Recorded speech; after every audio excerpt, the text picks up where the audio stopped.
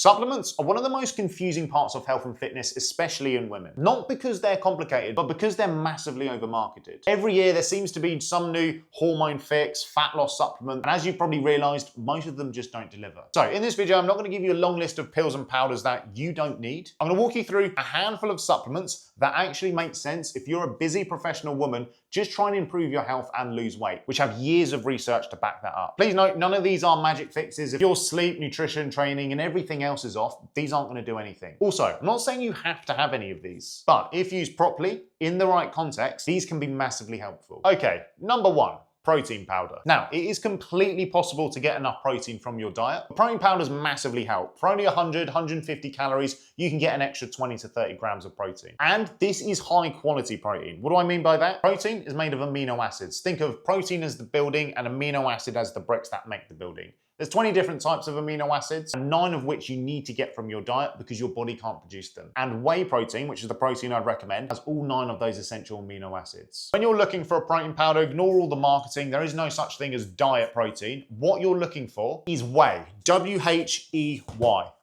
And for anyone worried that these aren't natural, whey powder is literally just filtered milk. When they churn milk into cheese, this powder rises to the top, so without the fat and all the protein. So just think of this as filtered milk. If you're a vegan, there are plant-based ones as well. But protein powders will massively help you hit your protein goal in a more convenient way because most of you watching this probably aren't getting enough protein. And tip from me, have it at the same time every day and pick a time when you're usually peckish. So for me, that's afternoon. Having it at that time will massively help with cravings. Next on the list is going to be omega-3s. Again, completely possible to get enough omega-3 from your diet, but for most people, supplementation just makes it a lot easier. Omega-3s are fats, EPA and DHA, and these are going to help with brain health, heart health, and inflammation. They're not a direct fat loss supplement, but they will help with the systems involved in fat loss, recovery, and just focusing. You mainly get omega-3s from oily fishes like salmon, but to hit the optimal levels, you'd need to have that 2 to 3 times a week consistently, and if you're like me, you definitely don't have that every week. So that is where these can help. When you're picking your fish oil, you want to look for the EPA and DHA content. You want that to be combined 2 grams. That's not medical advice, that's just the range used in most studies. And if you don't eat fish, there are algae-based omega-3 supplements as well. Again, omega-3 won't burn fat directly, but will help with inflammation, joint health, brain health, your mood, and just overall recovery. So if you exercise and sit at a desk all day, sometimes feel a bit mentally drained and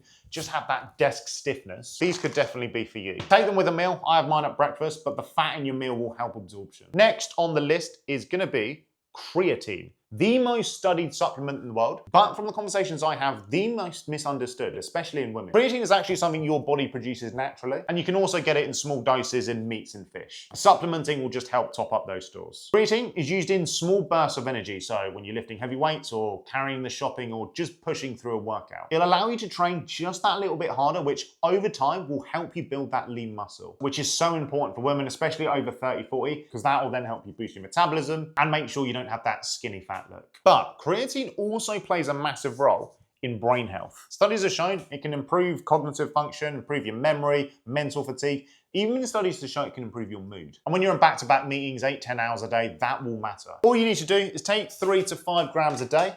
What you're looking for is creatine monohydrate. It will take a couple of weeks to saturate into your muscles, so you might not feel the effects right away. Also, when that creatine goes into your muscles, it will pull water weight in, so you will likely notice the scales go up. Don't worry, you haven't put on fat, that is completely normal. Again, creatine isn't gonna matter if your sleep, nutrition, and everything else is off, but if you strength train, which you should be doing if you're trying to lose fat, want to protect your lean muscle whilst you're losing weight, and sometimes just feel a bit mentally drained, creatine is definitely worth taking. Doesn't matter when you take it at the same time every day to make it easier. Mix it with water, put it in your coffee. I put mine in my protein shake. Oh, one last thing, get it in powdered form. Stay away from those creatine gummies. Up next, we have vitamin D3. And yes, technically you can get enough of this from the sun. If you work from home indoors or you're at your desk all day or you live in a country where the winters are quite long, chances are you're probably not getting enough. Vitamin D3 is important for bone health, muscle function, your immune system, and just your mood. Again, it's not a fat loss supplement, it's not an energy booster, but it will support the systems involved in that. When you're choosing the supplement, make sure to get vitamin D3, not D2. D3 is the one your body produces from direct sunlight. And take it with a meal which has fat because D3 is fat soluble, so it will help with absorption. If your levels are low, it will help with fatigue, low mood, and you're less likely to get injured.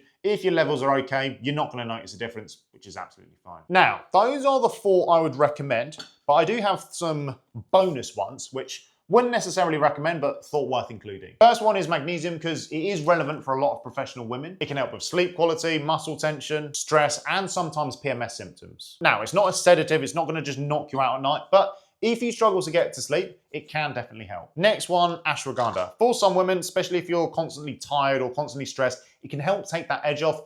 For others, it will do absolutely nothing. I've heard mixed reviews from women who take it, so it might be one you want to experiment with. And the last one is just caffeine. Most women don't need more of this, but if you use it intentionally, it can be a great supplement for fat loss. It can help with your appetite, and obviously you're gonna burn more calories if you have more energy. One thing, stay away from fat burners or pre-workouts. Most of them are just overpriced caffeine. You're gonna get a lot better results just having a black coffee. Just remember, don't let it interfere with your sleep. Again, supplements will not fix anything on their own. If you're a woman who's serious about losing weight, ready to put in the hard work and want to get a plan together, there'll be a link in the description to book a consultation with me. If not, and you found the video helpful anyway, make sure to subscribe. And while supplements won't fix all your problems, YouTube thinks this video just might.